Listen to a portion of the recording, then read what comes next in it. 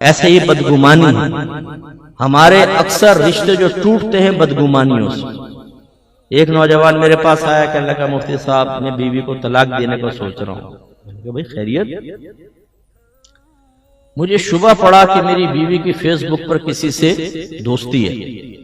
تو میں نے ایک عامل صاحب سے معلوم کیا. انہوں نے ذائچہ نکال کے بتایا کہ ہاں تمہاری بیوی کے تعلقات ہیں کسی کے ساتھ, تم اس کو طلاق دو. تو میں سوچ رہا ہوں صاحب طلاق دے دو. میں نے کہا بھائی خدا کا خوف کر, یہ کس عامل کے پاس چلے گئے ہو؟ میں نے کہا ایسے کرو تم عامل کے پاس جاؤ اور اپنے دو مرحوم فوت شدہ ایک مرد ایک عورت کا ذکر کرو کہ ہم ان کا نکاح کرنا چاہتے ہیں, ہمیں بتائیں ان کا نکاح رشتہ کیسا رہے گا. اس نے جا کر معلوم کیا تو انہوں نے کہا بہترین رہے گا, فوراً کر دے شادی. تو اس کو یقین آیا کہ بھئی عامل کی بتائی ہوئی ہر بات کوئی معاذ اللہ قرآن کی آیت نہیں ہے, کوئی پتھر پر لکیر نہیں ہوتی ہے. یہ اندازے کر کر کے بتا کے گھر برباد کر رہے ہوتے ہیں بعض اوقات. میں نے کہا خبردار کسی پر بدگمانی مت کرو, تم اس معاملے کی تحقیق کرو پھر مجھے بتانا.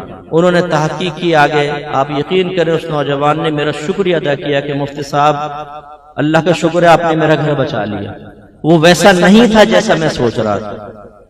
تو یہ بدگمانیاں جو ہے نا بہت خطرناک ہوتی ہیں.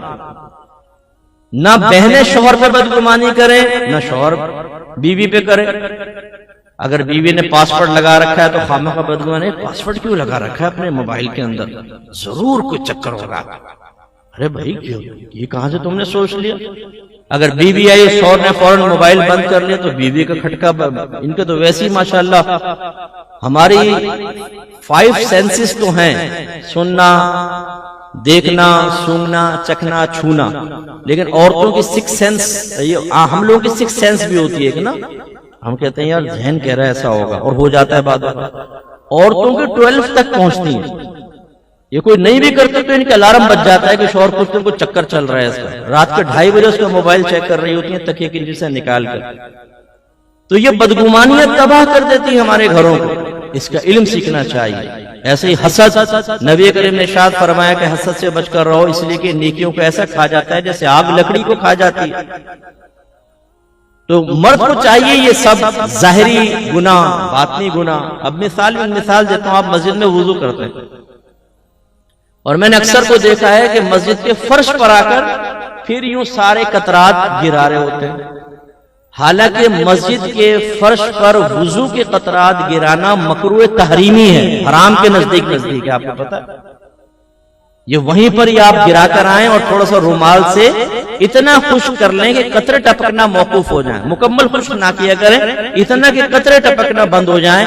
پھر آپ مسجد میں آئیں. انشاءاللہ یہ جو تھوڑا بہت تری ہے یہ بروز قیامت نیکیوں کے پلڑے میں تولی جائے گی. یہ نبی کریم نے فرمایا. لیکن وہ ہم قطرے ٹپکا رہے ہوتے ہیں جب ظاہری گناہ ہم نہیں سیکھتے. اسی طرح ایک اور میں مثال دیتا ہوں. یہ جو پیشہ ور فقیر ہے, اللہ تعالیٰ نے فرمایا تعاونوا علی البر والتقوی ولا تعاونوا علی الاثم والعدوان. نیکی اور بھلائی کے کاموں میں ایک دوسرے کے ساتھ تعاون کرو, گناہ اور زیادتی کے کام میں تعاون نہ کرو. لیکن ہم ان پیشہ ور فقیروں کو دے رہے ہوتے ہیں. یہ بزنس مین لوگ ہیں, ان کی پوری چین ہے. اگر آپ اس چین پہ چلتے جائیں تو اینڈ کہاں پر ہوگا آپ کی عقل حیران ہو جائے گی. ماشاءاللہ آپ کراچی کے رہنے والے ہیں, سب سمجھدار ہیں, تو بے وقوف لوگ نہیں بیٹھے ہوئے. یہ سب بزنس والے ہوتے ہیں جو بالکل یوں ہل کے یوں مانگ رہا ہوتا ہے نا.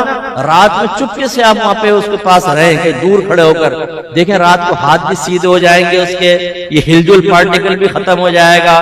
اسکوٹر وہ چلا کے جا رہا ہوگا, وہ آپ حیران ہو جاؤ گے کہ یہ اتنا بڑا ڈرامے باز سارا دن دھوپ میں کھڑے ہو کے ہل کر رہا ہے اور ایک دم چاقو چوبند جا رہا ہے. میں نہیں پتا کہ آپ کو نہیں پتا کیا ہے. ان کو دینا گناہ ہے, اس لیے کہ آپ کے نبی کریم صلی اللہ علیہ وسلم نے ارشاد فرمایا کہ جو بغیر ضرورت کے سوال کرے وہ بروز قیامت اللہ کی بارگاہ میں اس حال میں آئے گا کہ اس کے چہرے پر گوشت نہیں ہوگا. انہیں اللہ ذلیل و خوار کر دے گا.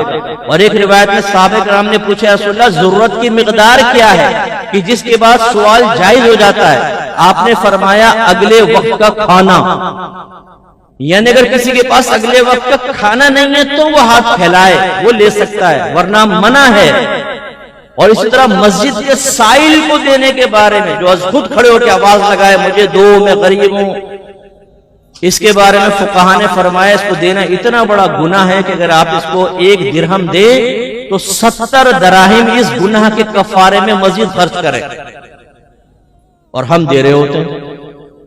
اور بعض بھائی کہتے ہیں مفتی صاحب اس نے اللہ کے نام پہ مانگا، اللہ نیتوں کے حال جانتا ہے، ہم تو اللہ کے لیے دے رہے ہیں۔